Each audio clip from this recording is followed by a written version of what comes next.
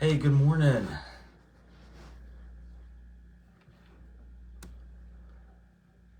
Your buddy Ronald Janetzke is here.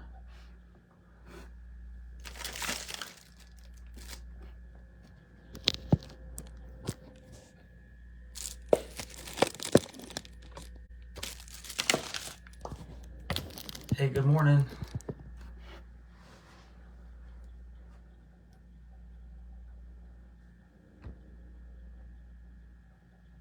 Hi, Marissa. Hi, Kelly Janetzke. Good morning, David Corwin. What's up, my man?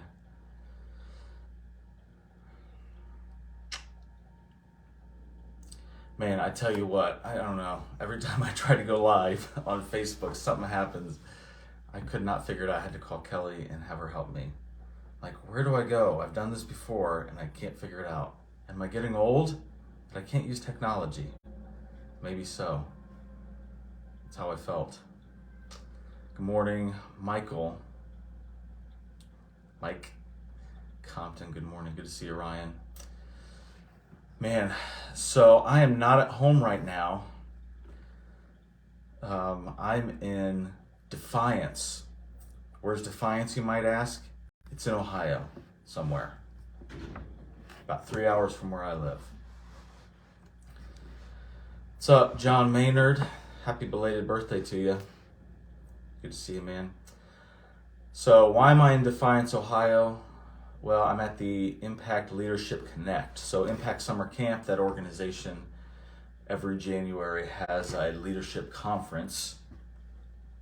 And it's at different places every year. This year it's in Defiance, Ohio, at a place called Experience Church, which I'm sure Justin would love just by the name, if nothing else. So I'm experiencing it this weekend. So I'm at my hotel here in the lovely Hampton Inn in Defiance. So what's up, Dave Stoffel? So that's what's going on with me. Normally I'm in my basement when I do these. And you can see my workout stuff in the background. I like to flex like that, yo. So we had the first night of Impact Leadership Connect last night. It was awesome. And then we've got another day today, and then we'll be back home tonight, but it's pretty cool. It's all led by Pastor Shane Roadhamel from Faith Family Church in Wilmington, which is the church that Joel came from. So pretty cool there, a great connection, a lot of great people. It's like a family reunion going back to there.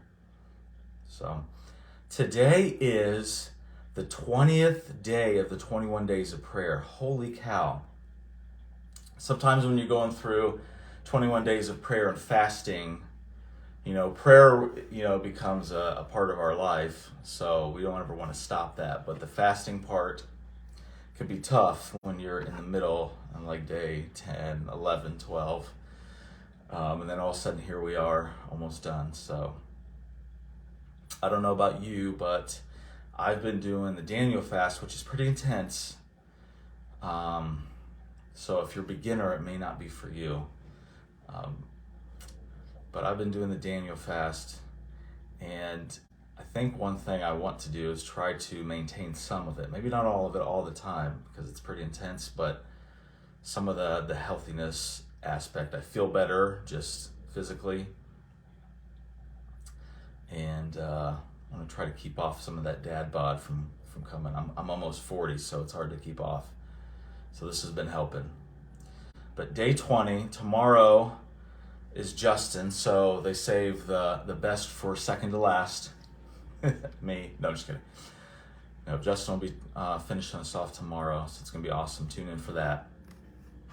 But today is the 20th day where we're talking about rhythm. Today, that's today's word, today's focus is rhythm, and we're going to be reading out of Exodus 20, verses 8 through 11. So let me give you that real quick. Exodus 20, verse 8 says, "Remember the Sabbath day to keep it holy. 6 days you shall labor and do all your work, but the seventh day is a Sabbath to the Lord your God. On it you shall not do any work, you or your son or your daughter, your male servant if you've got any, or your female servant if you've got any, or your livestock. Don't be letting your livestock do any work, okay? Or the sojourner who is within your gates. For in 6 days the Lord made heaven and earth, the sea and all that is in them, and rested on the seventh day. Therefore the Lord blessed the Sabbath day and made it holy. So pretty cool. So we're talking about rhythm. I think that was on purpose. They gave the drummer the topic of rhythm, so I love it. Big fan of rhythm.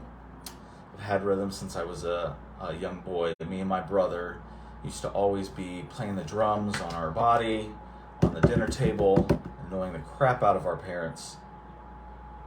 And so I can certainly appreciate good rhythm and get frustrated by bad rhythm. So it's cool that we see in this verse that from the beginning God established a rhythm that we could follow, about working for 6 days, and then resting and keeping the Sabbath holy. But the Sabbath is more than just about resting. He says to keep it holy, which is to have something be set apart, something that's very special. It's not just something that's there, but it's set apart, unique, special, highly valued, that kind of thing. So it's really important that once we see the Sabbath as that, it really makes it something special. So that's what we're going to kind of talk about. The Sabbath is a kind of a starting point for establishing a rhythm in our lives. There's lots of rhythms that we have. Just as humans, we naturally gravitate towards some kind of rhythm. But the thing about rhythm is that things that are out of rhythm are very confusing. It makes things get muddy, blurry, confusing, frustrating. Just think about it from a musical perspective, from a drumming perspective. If things get out of rhythm, it takes about that long for things to get really weird and awkward and cringy, you know? If things are out of rhythm, we don't know what to do when, you know? And think about that, how that would kind of translate over into everything else in life. Having a good rhythm helps us know the appropriate times to do the next thing. The other thing about keeping a Sabbath and resting is it's really important for our mental health, because when we're go, go, go all the time, when we don't stop to Sabbath and to refresh, we get burnt out, and I've been there. And I've heard lots of other people talk about being there. And that's one of the really important things about keeping a Sabbath. Now for me, I work on Sundays from 7:30 a.m. till about 1 p.m. So that is definitely not Sabbathing to me. Now for some people, Sunday might be a Sabbath. One of the key things about this is that the Sabbath was made for us, not us for the Sabbath. Jesus said that when he came in the Gospels. He says the Sabbath was made for man, not the man for Sabbath, because the Pharisees were like being so legalistic about it to where it wasn't even being kept holy anymore. It was about a way to harass people about how they were not keeping it. And they harassed the one who created the Sabbath, Jesus, about how he handled the Sabbath. So it's important that a Sabbath be established, a rhythm. So here's my rhythm. I do half a day Saturday, half a day Sunday, because people work during the week, so things happen, birthday parties, things always happen on Saturdays. It's really tough to keep one full day. So I do a half a day Saturday, and then after church on Sunday, man, I Sabbath big time. I go home and take a big old nap. During football season, I watch Sunday Night Football. I love it. I do things that refresh myself. I don't work. I try to stay away from, texting, phone calls, that kind of thing. I try to do things that refresh me. Drink a cup of coffee, that kind of thing. So for you, it might be something different. For me, playing basketball would be something I do on my Sabbath, because it refreshes me big time. I love doing that. It's something I look forward to. Even though it's work, it works you out, but it's a refreshment. So consider that, and consider making a Sabbath a part of your life. And something else to keep in mind is that it might not be easy at first. So some people think, oh, I could never do that. It's kind of like tithing. Oh, I could never do that. Or a lot of spiritual disciplines are like that at first. I could never do that. But take some practice. And if you don't get it right, if you mess up, just get back up and try again, you know. Because it's important to do, you want to make the effort to make it a rhythm in your life. Because it makes all the difference. Because what will happen is it'll help keep you from being burnt out. Chick-fil-A is a great example of this in practice, about how when you make the Sabbath holy, everything else goes so much better. You can do better work on the days you are working. You can be more refreshed. You can also plan out things better when you're mentally and physically refreshed. That's one of the key things about rhythms, is after we start with the Sabbath, then we can start assessing some of the other rhythms in our life in a more healthy way, like our sleep rhythm. Maybe you need to start assessing your sleep rhythm. I know I've had to do that several times through life, because just in the way life goes, you start drifting off to a certain way, not thinking about it, and you really have to come back and establish a specific rhythm intentionally. What are some others? Prayer rhythm. That's something you might want to start thinking about. Do I have a consistent prayer rhythm? To-do list rhythm. I know for me, I love getting stuff done. It makes me feel good, but at the same time, I can really burn myself out because I just want to do all the time, and the list never ends.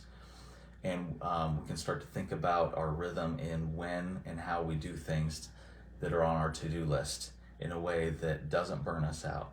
And there's lots and lots of other things, but rhythm is so important. And a starting point, a foundational place to start is with the Sabbath. So the Lord talks about it in this verse.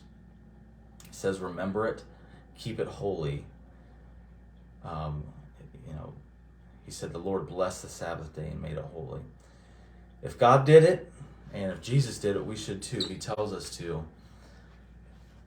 So it's a really good rhythm to establish in our life. So hopefully you guys are doing that. If not, I'd encourage you to start thinking about how you can make a Sabbath. It doesn't have to be Sunday. It doesn't have to be Saturday. It can be whatever works with your life. Everyone's schedules and lives are different and unique. So remember, the Sabbath was made for man, not the man for Sabbath. God gave it to us as a gift to refresh us, to rest us, and help us be more productive on the other days. So hope that encourages you. Our verse is Exodus 20, verses 8 through 11. So maybe go back and check that out later today. Hope that helped you guys. See you tomorrow at the 21st day of prayer as we finish it off strong in 2023. I'm yelling in the morning in a hotel room, so hopefully I didn't wake anybody up. So I hope you guys have a great day. I'm getting ready to go finish up Impact Leadership Connect Conference. And speaking of rhythm, I'm going to be playing hours of drums, so I've got a lot of rhythm ahead of me. So good seeing you guys on here. Hope you have a great day. God bless you, and we'll see you later. Bye, guys.